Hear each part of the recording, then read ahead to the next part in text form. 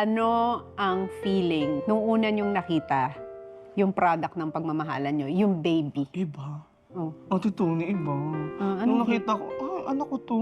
Tsaka flesh and blood mo Oo, yan. grabe. Tapos yung umiiyak siya, nasa operating room ako eh. Kita ko lahat ng pangyayari.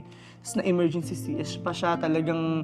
Na-witness mo? Oo, na-witness ko lahat ng ano niya. Pinagdaanan? Pinagdaanan niya. Sabi ko, ang hirap maging magulang. Ang hirap maging... Saludo ako sa lahat ng mga nanay. Nakita ko yung proseso niya. Kita ko kung paano lumabas yung baby. Ang sarap sa feeling. Walang kapantay na yung pakiramdam na makita mo yung anak namin.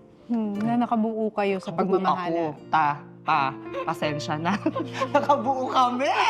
Ate diba? Tommy, hindi ako para sa Kiwi, ha? Hindi talaga ako para sa ano, ha? Pero hindi ko siya minahal sa kung ano nasa pagitan ng binti niya. Kundi kung sino siya. Oo. Parang nagkaroon ako na, hindi naman pala lahat